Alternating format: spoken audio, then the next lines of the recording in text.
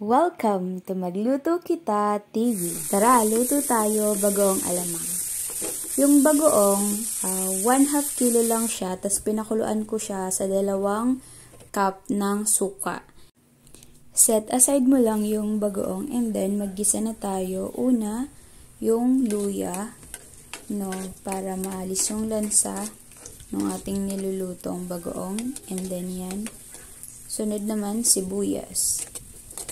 So, halo-halo, and then, ayan, bawang. So, guys, naglalagay rin pala ako dito ng kamatis. Parang pangpaad ng flavor sa ating niluluto. Ayan, so, kapag malambot na yung kamatis, ilagay na natin yung pork. So, bumili ako ng 25 pesos na pork, para may pangpalasa tayo sa ating nilulutong bagoong alamang. So, pag okay na yan, ilagay na natin yung pinakuluan natin na bagoong. Ayan.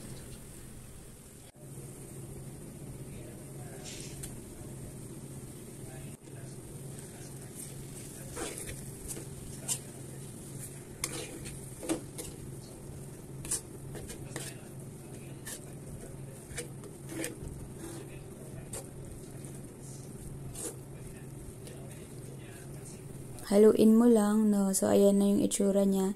And then, naglalagay ako ng water. So, yan yung pinaglagyan kanina ng bagoong. Diyan ko na lang nilagay. Sayang yung mga natira, diba?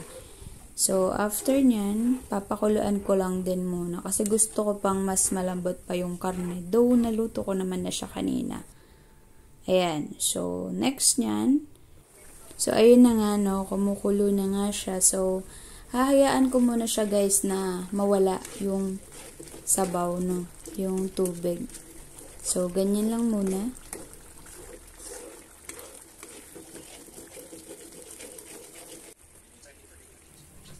Ayan. And then, nilalasahan ko na din siya. Yan. Nilalagyan ko siya ng asukal.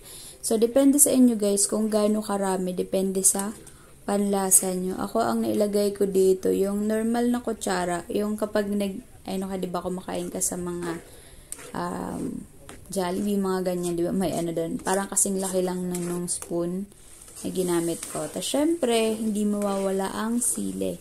Kasi, pang pabalance siya nung kinakain mo. Kumbaga, mas gaganahan kang kumain kapag may sili, diba?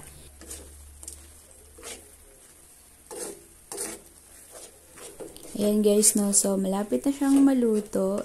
Naglalagay din ako dyan, guys, ng paminta. Hindi mawawala yung paminta. So, ito, okay na to,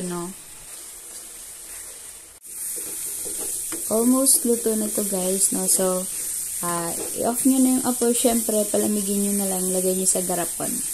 Salamat sa panonood. See you on our next luto.